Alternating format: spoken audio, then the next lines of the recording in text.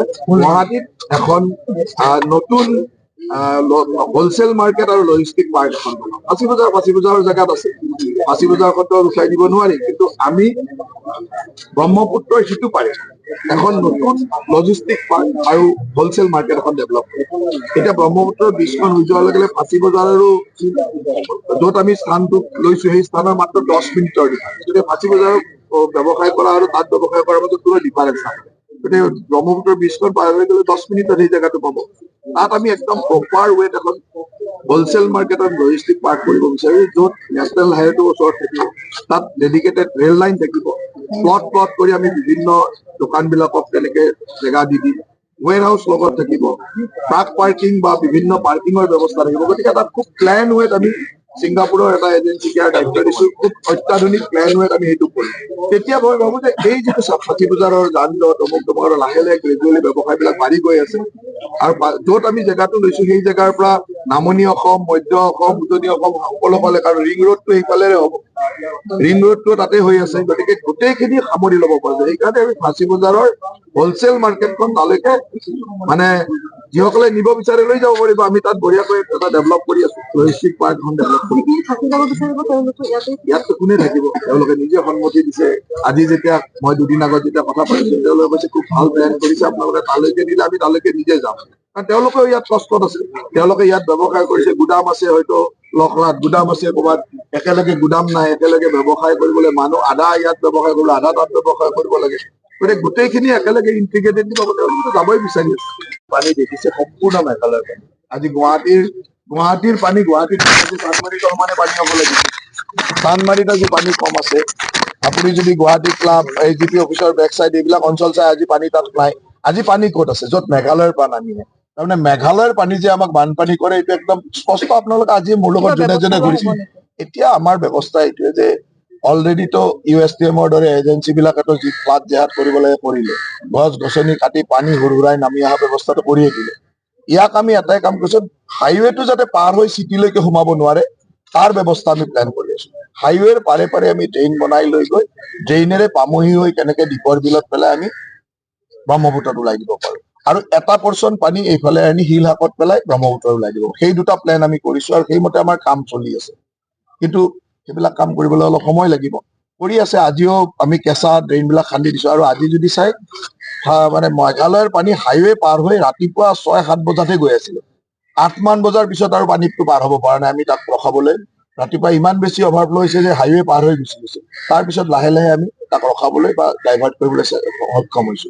গতিকে হাইৱেৰ পানীটো অলপতো মেঘালয়ৰ পানীয়ে অসুবিধা কৰিব। এইবাৰ আমাৰ এটা প্লেন লৈছো যে আমাৰ কইনাধৰাৰ পৰা গুৰুদ্বাৰা হৈ একদম পামহিলৈ এটা ডাঙৰ চেনেল বনোৱা, যি চেনেলে গৈ দীপৰ বিলত পানী পেলাব। ইফালে খানাপাৰাৰ পৰা এটা পানী ডাইভাৰ্ট কৰি শিলহাকত পেলোৱা। এই গোটেইখিনি কাম আজি প্ৰেক্টিকেলি মই নিজেও চাইছো, কাৰণ মন্ত্ৰী হিচাপে দায়িত্ব লোৱাৰ পিছত মানে কাগজে চাই আছিলো, প্ৰেক্টিকেলি কি হয় চাবলৈ সুবিধা হোৱা নাছিল। আজি মই প্ৰেক্টিকেলি নিজে চাইছো যে কোনফালৰ পানী কোনফালে আহে, ক'ত আমি চিল টেপ লগাইছো। আজি খানাপাৰাৰ 3টাকৈ চিল টেপ লগোৱা আছে, তাৰে 2টালৈকে মই নিজে গৈ চাই আহিছো। আজি গৈ এতিয়া মই নতুনকৈ দেখিছো যে বতাহগুলিৰ বেক চাইডৰ পৰা আৰু এটা পানীৰ সোঁত আহি পেলাই ইয়াত মিলিছে, যিটো পানী আগতে আমি প্লেন কৰা নাছিলো। তেনেকে ফিল্ডত নামিলে কিছুমান কথা গম পায়। সেইকাৰণে মই আজি নিজে গোটেই বস্তুটো চাইছো, আৰু আজিও মোৰ সভা কেইখনমান আছে। ইয়াৰ পিছত আমি ষ্টেপ বাই ষ্টেপ ইয়াৰো পৰিকল্পনা কৰিম। এটা প্ৰশ্ন মই আপোনাক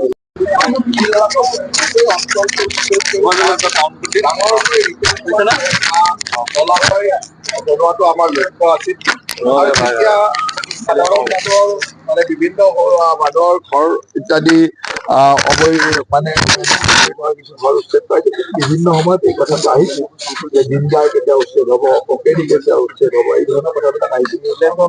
মই এটা কথা কওঁ যে OKD উচ্ছেদ বুলি নকওঁ, OKD আমাৰ লগত সহযোগ কৰিছে। আমি তেখেতসকলক বিচাৰিছিলো যে এই জেগাটো যিহেতু জলাশয়টো বৰাবৰকাৰী ইয়াত প্ৰয়োজন আছে, তেখেতসকলৰ সহমত সাপেক্ষে তেখেতসকলক আমি এটা বেলেগ জেগালৈ চিফ্ট কৰি দিয়াৰ সুবিধা দিছো, আৰু সেইমতে তেখেতে সহযোগ কৰিছে। আমি এতিয়া অলৰেডি আজি অমীয় কুমাৰ দাস ইনষ্টিটিউটখন আজিৰ পৰা এই উচ্ছেদৰ কাম বা ভঙা কামটো আৰম্ভ কৰিছো।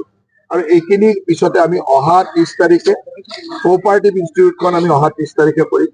অহা মাহত IHM প্লেন ৰাখিছো যে IHM খন কৰিব পাৰিম, তাৰপিছত টেনিছ কোৰ্ট থাকিব, জিঞ্জাৰ থাকিব। ইয়াত গোটেইকেইটা অনুষ্ঠানে যি ধৰণে আছে তেওঁলোকক যি সুবিধা দিব লাগে চৰকাৰৰ পৰা এইখিনি কৰি আছো, কৰি আমি এই গোটেইখিনি জেগা উচ্ছেদ কৰিম। আৰু আমাৰ লক্ষ্যটো হ'ল যে এই কেইদিনৰ ভিতৰত, এই বানপানীৰ আগে আগে আমি গোটেইখিনি উচ্ছেদ কৰাৰ পিছতে অহা খৰালি ৱৰ্কিং চিজনটোত আমি শিলহাকতো খান্দিবলৈ ব্যৱস্থা কৰিম। অহা ৱৰ্কিং চিজনতে শিলহাকৰ যিখিনি ঠাই আমি উচ্ছেদ কৰিলো, ইনক্লুডিং এই ঠাই গোটেইখিনি লৈ আমি গোটেই শিলহাকতো বহলকৈ খান্দিবলৈ চেষ্টা কৰিম। যিটো শিলহাকত যদি আমি ভবামতে খান্দি উলিয়াব পাৰো, তেতিয়াহ'লে গুৱাহাটীৰ এটা মেজৰ পানী ইয়ালৈ আহি ইয়াত ষ্টৰেজ হ'ব আৰু ইয়াৰ পৰা আমি বঢ়িয়াকৈ ব্ৰহ্মপুত্ৰত ওলাই দিব পাৰিম।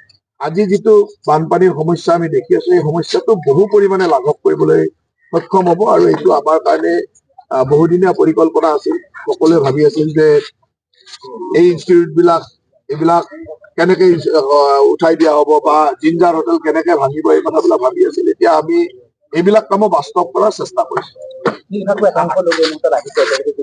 তেখেতসকলৰ বেছিভাগৰে আমাৰ যি মতে লিষ্ট তেওঁলোকে বনাই দিছিল সেইটোৱে ক্ষতিপূৰণ পাইছিল। ক্ষতিপূৰণ পোৱাৰ পিছতো কেতিয়াবা লিষ্টত এই নামটো ৰৈ গ'ল, অমুকটো হ'ল, এনেকুৱা কিছুমান কথা চলি আছে, যিখিনি আমাৰ GMD ভেৰিফাই কৰি আছে যে জেনুইনিটি কিমান হয়। যিসকল তাত আগতে লিষ্ট বনোৱা আছে তেওঁলোকক আমি তেওঁলোকৰ কম্পেনচেশ্যন খিনি দিয়া হৈছে। তাৰ মাজত কিছুমান মানুহ জেনুইনো হ'ব পাৰে, মই নকওঁ যে জেনুইন নহয়, কিন্তু সেই সময়ত সেই মানুহখিনিৰ নাম নাছিলে। পিছত যেতিয়া নাম সোমাইছে তেতিয়া অকমান ইয়াৰ জেনুইনিটি চাব লগা হৈছে। মই ভাবো যে জেনুইন হলেতো তেওঁলোকে পাব, আৰু তাৰ ব্যৱস্থাও ইতিমধ্যে GMD মোক জনাইছিল যে কিছু জেনুইন মানুহ আছে, গতিকে মই সেই ব্যৱস্থাটো কৰিছো। তেখেতসকলৰ লগত আগতেও মই কেইদিনমান আগত কথা পাতিছো। আকৌ আলোচনা বহিব নেকি? আলোচনা মানে কি, তেখেতসকলতো আলোচনা কৰি কাম কৰা হৈছে আৰু তেখেতসকলক প্ৰাপ্য ক্ষতিপূৰণ, এতিয়া ক্ষতিপূৰণ এনেকুৱা যে কোনোবাই বহুত বেছি বিচাৰিব, ইমান নাপাব পাৰে, কিন্তু চৰকাৰী নিয়ম মাফিক যি দিব পাৰে সেই ক্ষতিপূৰণো দিয়া হৈছে। এতিয়া তাৰ কিছুমানে পোৱা নাই বুলি তেখেতসকলে মোক কেইদিনমান আগত কৈছিলে। মই লগে লগে GMD কৈছিলো যে আপোনালোকে সেই লিষ্টখন ওলাই লওক, কোনোবা ৰৈ গ'ল নেকি। চৰকাৰী তথ্য মতে যিখিনি আছে সেইখিনি দিয়া হ'ল, যদি ৰৈ গৈছে সেইখিনিতো দিয়াৰ চেষ্টা কৰিব লাগিব। সংস্থাপনৰ কথা তেখেতসকলৰ লগত আমি প্ৰথম ক্ষতিপূৰণৰ কথা পাতিছিলো আৰু সেই ধৰণেই কামখিনি আগবঢ়োৱা হৈছে। আৰু এতিয়া আমাৰ লক্ষ্য হ'ল যে আমি অতি সোনকালে বানমুক্ত গুৱাহাটী কৰিবৰ কাৰণে এই যিখিনি কাম OKD-য়ে হওক, জিঞ্জাৰে হওক, এইখিনি কাম কৰাৰ আমি মেইন লক্ষ্যত আছো। এই কামখিনি আমি কৰিম। সকলো বস্তুৰ এটা প্ৰক্ৰিয়া থাকে, যেনেকে OKD-টো আপোনালোকে ভাবিছিল যে ভাঙিব পাৰিব জানো। আজিতো OKD ভাঙিলো, আৰু মই আজিয়ে কৈ দিছো যে অহা 30 তাৰিখে কোঅপাৰেটিভ ইনষ্টিটিউটখন আমি ভাঙিম। অহা 30 তাৰিখে, আৰু অহা মাহত এটা দুটা কিবা ভঙা যাব, মেবি IHM হ'ব পাৰে।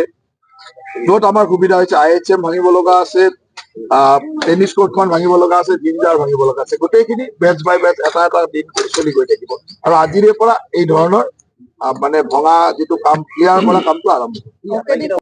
আটাইকেইটা অনুষ্ঠানত আমি বিভিন্ন ধৰণৰ ব্যৱস্থা কৰি দিছো। OKD-কো আমি এটা জেগা দিছো, তাত এতিয়া তেওঁলোকে ইনষ্টিটিউটটো চলাব। কোঅপাৰেটিভ ইনষ্টিটিউটকো জেগা দিছো, কাৰণ এইবিলাকতো সামাজিক অনুষ্ঠান, তাতো পঢ়া শুনা কৰি আছে, ৰিচাৰ্চ কৰি আছে, তেওঁলোকৰো সুবিধা হোৱাকৈ তেওঁলোকৰ সন্মতি সাপেক্ষে আমি বেলেগ বেলেগ জেগালৈ লৈ গৈছো। IHM-ৰ তেনেকুৱা কথা চলি আছে, জিঞ্জাৰৰ তেওঁলোকৰ ক্ষতিপূৰণটো বিচাৰি আছে। এই গোটেই ব্যৱস্থাটো আমি তেওঁলোকৰ লগত সন্মতি সাপেক্ষে কথা পাতি আগবঢ়াই লৈ গৈ আছো, আৰু চৰকাৰী নিয়মৰ মাজেৰে যাক যিখিনি কৰি দিব পাৰে সেইখিনি কৰি দিব। উচ্ছেদৰ বাবে কিমানটা স্থান আছে? এতিয়া উচ্ছেদৰ কাৰণে এই যিখিনি ঠাই, মুঠতে এই যিকেইখন ইনষ্টিটিউটৰ নাম মই কলো, এই 5টা স্থান মুখ্যতঃ, এই স্থান কেইটা উচ্ছেদ কৰাৰ পিছতে আমি অহা খৰালি টাইমটো আমাৰ হ'ব যে শিলহাকখন কেনেকে বহল কৰিব পাৰো, ডাঙৰ কৰিব পাৰো, খান্দি ওলাই দিয়ে। শিলহাকৰ যিখিনি ঠাই উচ্ছেদ কৰা হ'ল, সেই গোটেই মাটিটো খান্দি ইয়াৰ পৰা ওলাই দি যাতে শিলহাকৰ জলাশয়টো ডাঙৰ কৰিব পাৰো। শিলহাকৰ জলাশয় ডাঙৰ হোৱাৰ লগে গুৱাহাটীৰ পানীটো শিলহাকলৈ আহে, আৰু এই শিলহাকত তাত পানীৰ ৰিটেনশ্যন কেপাচিটিটো বাঢ়ি যাব, আৰু তেতিয়া আমি সময় সাপেক্ষে ব্ৰহ্মপুত্ৰত পানী বাঢ়ি গ'লেও ইয়াত যেতিয়া কেপাচিটি বাঢ়ি যাব তাত পানীটো ৰৈ থাকিব, আৰু ব্ৰহ্মপুত্ৰৰ পানী কমাৰ লগে লগে আমি পানীটো ওলাই দিম, আৰু পানী নকমিলেও পাম্প কৰি ওলাই দিম। এই ধৰণৰ ব্যৱস্থা এটা থাকিব, যিয়ে বানপানীৰ যিটো কৃত্ৰিম বানপানীৰ সমস্যা, মানে 100% মই নকওঁ, বহুখিনি লাঘৱ কৰিব বুলি আশা কৰিব পাৰি। কিমান দিন লাগিব আপুনি এই প্ৰক্ৰিয়াটো চাওক, এই খৰালি টাইম পোৱালৈকে বাৰিষাৰ সময়ৰ ভিতৰত আমাৰ লক্ষ্য এইখিনি মানে এইখিনি উঠাই দিয়াটো, ভাঙি দিয়াটো। অহা খৰালিত আমি খান্দিবলৈ চেষ্টা কৰিম, আৰু ইমান ডাঙৰ এৰিয়া এটা খৰালিতে খান্দি শেষ কৰিব পাৰিম নে নোৱাৰিম নাজানো, কিন্তু অহা খৰালিৰ পৰা আমাৰ খান্দা আৰম্ভ হ'ব। তাতো 4-5 পাতল মিনিমাম 5-6 মাহ লাগিব। যদি এইটো খৰালিতে শেষ কৰিব পাৰো অহা বাৰিষালৈ বহুত সকাহ পাম। যদি এইটো খৰালিত শেষ কৰিব নোৱাৰো অহা বাৰিষাত অকমান কষ্ট হ'ব, তাৰ পিছৰ খৰালিত খান্দিব লাগিব। একেদিনাই ইমানটো কবলৈ দিগদাৰ। যেনেকে এইকেইখন উঠাই নিয়া বা এইকেইখন ভাঙি দিয়াৰ কাৰণে আমি বহুদিন আগতে পৰিকল্পনা কৰিছো, কিন্তু নিয়ম মতে যাব লাগিব। তেওঁলোকক শিফটিং কৰাৰ সুবিধা দিব লাগিব, আইনগতভাৱে তেওঁলোকক দিব লগা যি ব্যৱস্থা বা সুবিধাখিনি কৰি দিব লাগিব, কৰবাত কিবা কম্পেনচেশ্যন দিলে দিব লাগিব। এইবিলাক কৰোঁতে অকমান টাইম লাগে, কিন্তু আমি আমাৰ লক্ষ্যৰ পৰা অকণো ইফাল সিফাল হোৱা নাই। আমাৰ লক্ষ্য যিটো যে শিলহাকৰ গোটেই অঞ্চলটো মানে উচ্ছেদ কৰি খান্দি এটা ডাঙৰ জলাশয় বনোৱাটো, সেই লক্ষ্যৰ পৰা অলপো ইফাল সিফাল হোৱা নাই আৰু সেই লক্ষ্যত আমি উপনীত হ'ম।